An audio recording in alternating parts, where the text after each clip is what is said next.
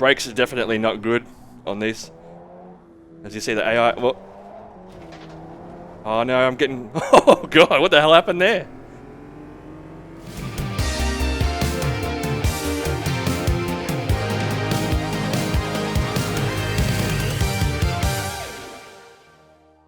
How you going everyone, Nick here, and we are taking a look today at Automobilista 2 version 1.3, which was released today. Now, I did a video the other day as a, should you buy AMS2 type video, and maybe wasn't the most well-timed release because a few of the things that I identified in that video are being addressed in this patch. So I want to go through this and see just how much they've done to address those issues that I mentioned. What the implementation of the first kind of round of the multiplayer, ranked multiplayer beta is like, and what other changes they've made, just to see. I think things like force feedback changes and car physics changes aren't going to be immediately noticeable. I think those are the sorts of things that will take time to go through, but we'll see what the cars feel like anyway. They have implemented some new cars as well in this patch, so we're giving those a go, and we'll go from there, see how it all turns out. But if we go down the list of the changes, I can just have a quick read through to see what changes they've made.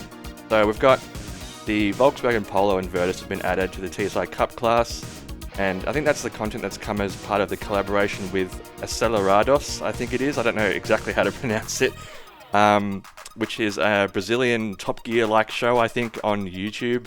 I've never watched it because it's all in Portuguese, but I think they've done a collaboration with them on that, so that's where those cars have come from.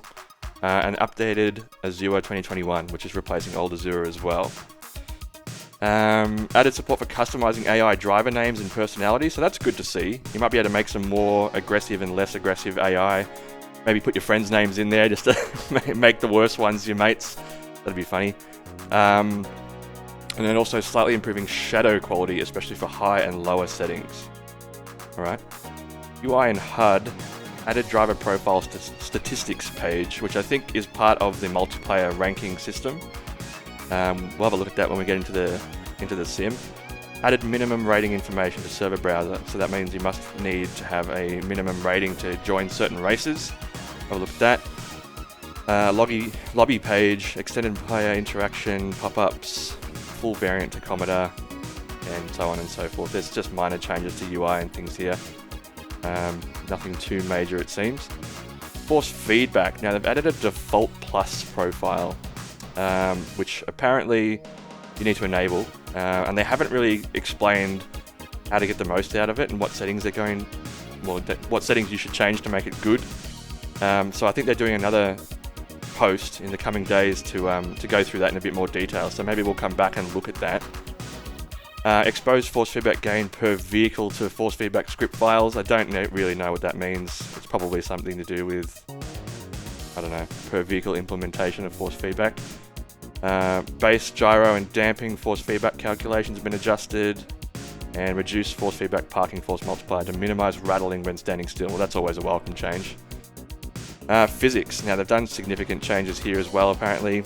Extensive revisions to all tyres and driveline models, with several corrections and improvements. The driveline updates include addition of elasticity molding, I think that's meant to say modeling, and fixing a bug clutch LSD preload calculation. Alright. Revised ABS and traction control slip ranges, adjusted camber and toe step increments. Now they're all 0.1 degrees in cars that weren't already set to that standard. And then it goes through a whole bunch of individual changes that have been made for certain cars, so quite a lot involved in that one. Again, something that's probably going to take a bit of time to actually identify and notice the changes, but we'll see over time. AI. General AI calibration for all cars. That's good. Further fine-tuning still in order apparently though, so we've still got more to go on that. Revised AI performance at Bathurst, AI grip multipliers for multiple tracks to minimise gaps to player performance. Well, that's a welcome change, I suppose. We'll see how well it's implemented. Adjusted AI corner cut scale to reduce corner cutting by the AI. I haven't really noticed that in all honesty, but it must be an issue if they've changed it, so we'll see if that makes any difference. Adjusted F1 AI field spread and adjusted GT AI brake distance offset. So just some minor changes there to AI as well. Audio changes, road rolling sounds, slightly drier with less windy artifacts in it. So that's, yeah, okay. See what that sounds like. Updated samples for external camera instead of filtered sample for dry and wet road sounds. Great. And there's a number of individual car fixes. Tracks, again, individual tracks are getting graphical and graphical corrections and fixes, etc. Nothing too major there. I don't think there's anything really that affects the drivability of those too much. And then vehicle fixes, windscreen issues, camera position issues, display bar, camera position, RPM lights, etc. Look, overall, there's a fair bit in there, but I don't know. We'll see what it's actually like when we get in. I'm really interested to see what the driver stats page and multiplayer system looks like, and I want to take one of these Volkswagens for a spin. So that's what we're going to do today. We're not going to go into too much detail. As I said, it's going to take some time to get used to the changes to force feedback and physics, etc. But I want to see what the multiplayer beta stuff looks like and how these new Volkswagens drive. So let's get into the sim and have a look. Okay, so I've just loaded into the sim, and immediately I noticed up the top right here, there is a ratings system next to your name now. So if we click on that, it gives you information based on performance, your starts, completed, poles, qualifying, all the normal stuff that you'd expect. Also experience in terms of time raced online, offline. This has all been reset as well, apparently. And then your focus, so racing, qualifying, and engineering as well. So that's kind of interesting to see how long you're spending on qualifying versus actually racing or tinkering with your car setups and things. Then you've also got on the right your multiplayer rating. So rating currently is at U1500, which I assume is where it all starts. And my experience level is rookie. Safety rating progress is U0%. It goes from U to F. Don't ask me what those letters stand for. Unsafe and fully safe. I don't know. So it looks like you have a letter to identify your safety rating and a number to identify your actual skill level. So that's interesting to see. And if we go back and have a look at multiplayer, I want to see if there's any changes to this lobby system and how we can identify any ranked races in particular, if they are in fact already there. Okay, so as you can see, so it seems to be just the same server browser. It doesn't split them out into ranked or non-ranked. But you can see that there are some servers that have a rating requirement off, so not required, and then others that have a minimum requirement of say U1400 or U999, U1500, etc. And then E1400, and it's red because I'm not eligible because apparently I don't have that safety rating level. So that's good to see. The other thing I've immediately noticed is that there's a significant number of people in these races for a change, which is not something that I see very often. But we'll see how long that lasts. I know that people, as soon as they see the 1.3 update has come out, they'll be like, "Well, I've got to try some races now." So, we'll see how long that lasts. I'll keep an eye on it, and we'll probably try and jump in a separate video and try our first ranked online race. See how it works with calculating safety rating, how it works with calculating the rating system, etc. So keep an eye out for that. In the coming days. We'll give that a go really soon. Okay, now the other thing that I wanted to try quickly in this was the new Volkswagen cars, and we're jumping into Volkswagen Polo with a race with either of the Volkswagens that will be in this race at the newly updated Azure circuit at Monaco. We're just going to do 3 laps and just see what the car feels like, what it looks like, if we can immediately notice anything in terms of force feedback differences, etc. So let's get stuck in and just see what happens with this one. Alright, here goes. Oh, very slow start, but I think that's just the car, not necessarily me.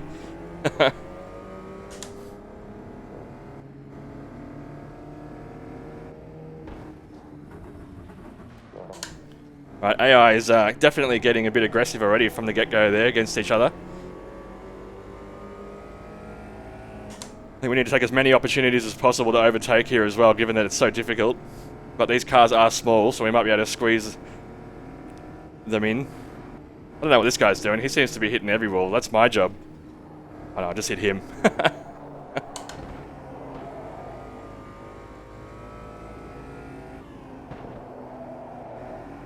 Oh no, we're losing heaps of speed through there.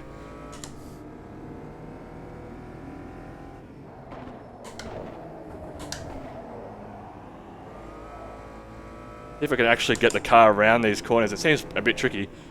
Might need to adjust my steering. I'm gonna have to actually drive these like a normal road car, just to get him, just to get him around.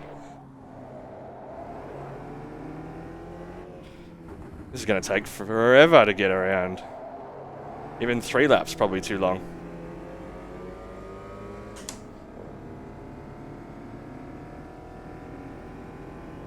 Maybe we won't do the whole 3 laps. Maybe we'll just see how we go.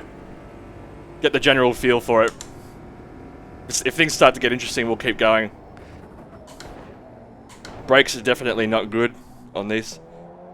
As you see, the AI... Well, oh no, I'm getting... Oh god, what the hell happened there?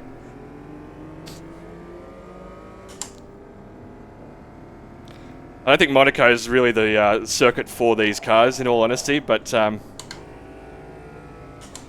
we'll see how it goes. I think you could probably have a lot of fun with these on a smaller circuit, especially with some mates like online, just bashing them around. It could be a bit of fun.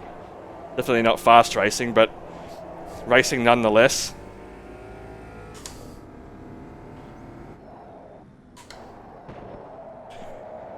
Get around, come on. Bloody front wheel drive.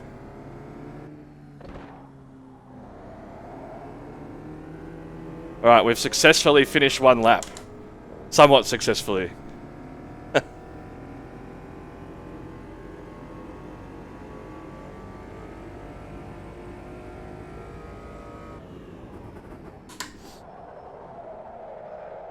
Oh my god, I just do not want to turn these things.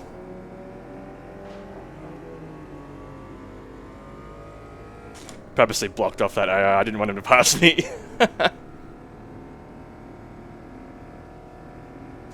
These things really even struggle to gain speed up the hill. I think 3rd gear is probably a little bit too much for it.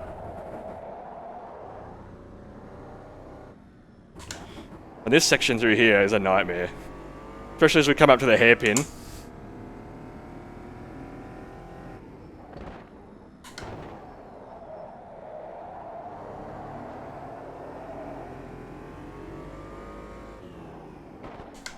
The AI is definitely employing some AI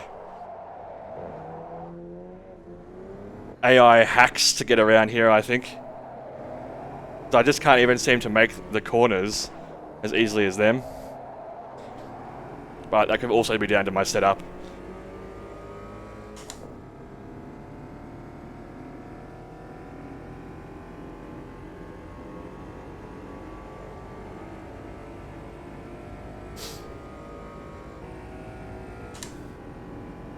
Need to brake fairly early, and that wasn't even early enough to make the chicane.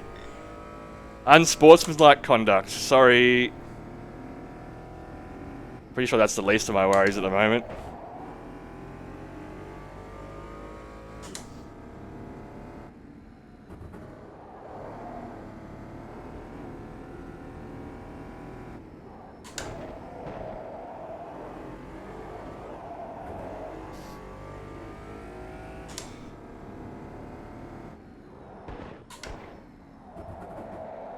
Just make the corner! God, that was that sound. It sounded like 2 swords hitting each other.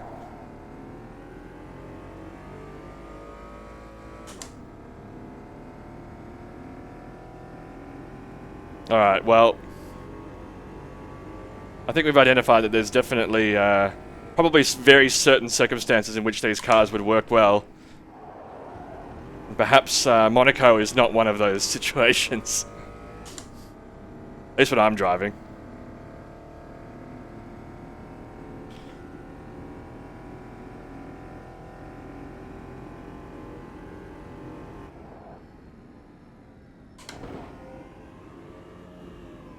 You honestly need to... Oh, I don't know. You need to brake so early, even though the car's going so slow, but the AI is just flying up on you like they are right now behind me. Just brake check him a bit. Then he'll go for the dive bomb, run into the wall like an idiot. Oh, AI. How did he even make that corner? So sharp. Bloody AI hacks. Calling it now. Alright. This is the final lap. This guy's probably going to have us on the straight, I reckon, in straight line speed. Or maybe not. He's falling back. Force feedback in this, yeah. Obviously, having never driven this car before, it's hard to make a comparison. So perhaps we'll jump into another car that we have driven. Oh god, I can't even make. we got another corner cutting. There we go. I think I need to tweak my brakes setup. I think they're just not putting in enough. This guy behind me is running into every wall possible. Seems like AI's gotten worse, apparently.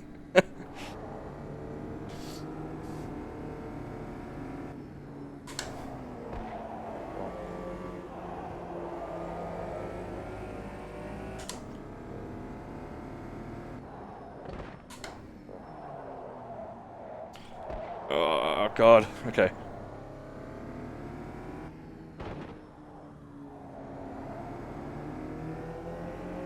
Let's drag race to the line, let's go! Oh, we got him. 11th position, 100% not deserved because we cut the track so severely. But yeah, look, that was interesting. Quite slow. I can see how you could have fun in it on certain tracks though. But this is definitely not one of those tracks that this was made for, of course. Alright, let's get out of the car. Thanks, AI. Thanks. Okay, so just to have a look and see if we can work out if there is any immediately obvious changes that I can feel, at least, in force feedback and car physics. I'm going to jump into the McLaren F1 GTR and we're going to take it around for 3 laps at Kyalami because I did this race recently in a video and it's somewhat fresh in my mind as to how it felt. I mean, I still drive like crap, but it doesn't matter. We'll see if there's any immediate differences that we can notice and see how it feels. Alright. Here we go. Oh, get out of the way!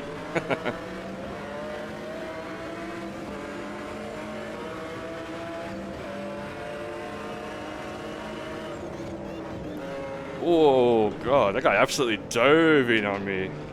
What the hell was that? This feels so ridiculously fast in comparison to the Volkswagens. That's probably because it is, but there seems to definitely be, and I'm not sure if I'm just making this up because it's a placebo effect, but it definitely seems to be more road detail coming through the force feedback.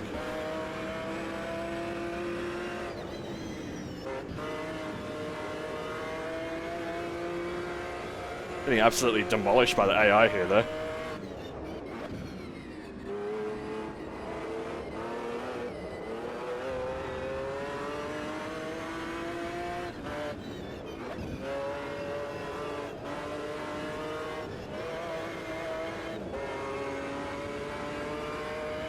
Yeah, there's it definitely feels different. Does it feel better? I don't know yet.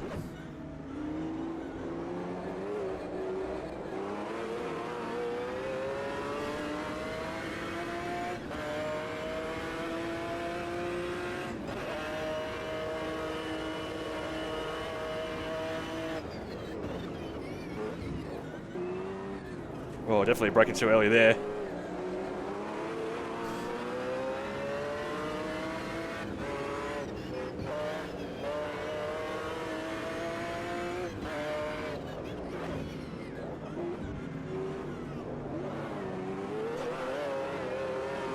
Whoa, boy, okay.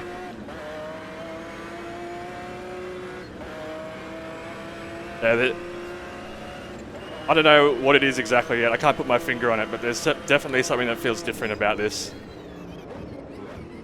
It is in fact that AI is trying to kill me.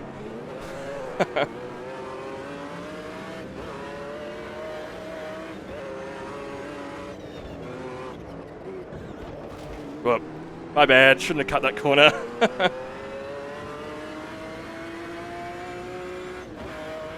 Got this Mercedes behind us. He's going to be causing grief. Look at the speed! he's got behind me.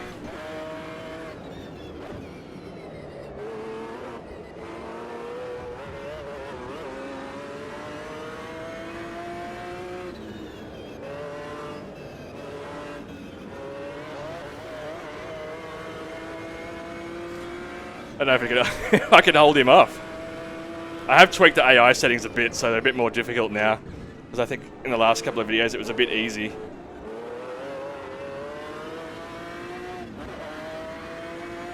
But they're not braking as early anymore. There could also be some benefits as a result of the AI changes that they've made, but we're going to have a bit bigger of a sample size, I think, to work that out.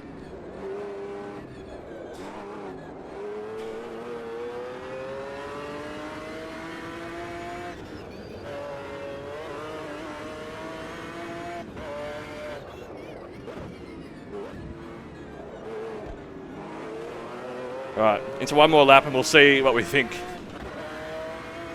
Try not to stuff this up, see if we can at least get 14th position.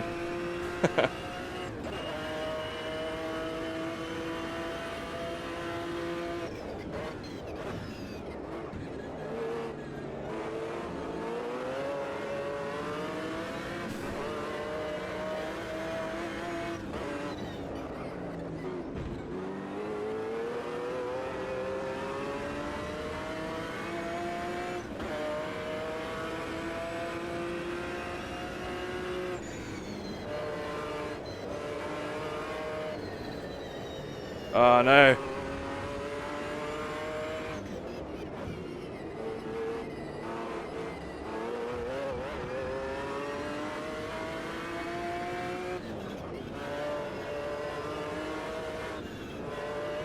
Oh boy. I think that there's definitely more detail in this force feedback, but I don't know if it's more detail or it's just more accurate feeling.